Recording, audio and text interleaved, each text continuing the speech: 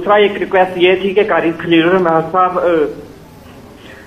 سے حمد و نعت کے 2 شعر سنوا دے.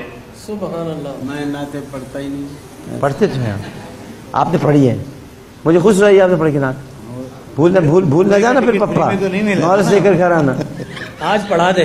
نہیں مجھے سنائی ہے انہوں نے. آج قفل کھول دے. ایسی بات نہیں, آپ نے سنائی ہے مجھے, آپ بھول گئے. چلو ابھی پروگرام تو چلنے دو. یہ ہاتھ پہ رکھو نا مائک ابھی بیچ میں. ایک پروگرام تو چلنے. ایک شعر تو سنا دو. ایک شعر. سبحان اللہ.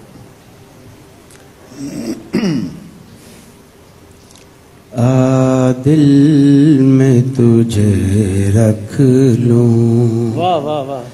اے جلوے جانا, دل میں تجھے رکھ لوں.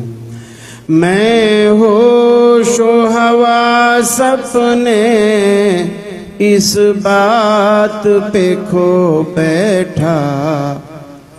میں ہوش و حواس اپنے اس بات پہ کھو بیٹھا.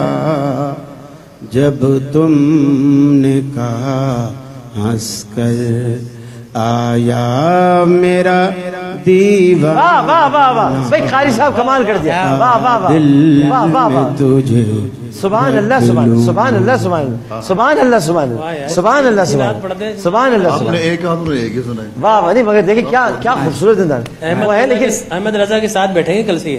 واہ واہ واہ قاری صاحب بہت خوبصورت آواز اور بہت خوبصورت انداز ہے اور بہت پیارا شعر ہے ماشاء اللہ.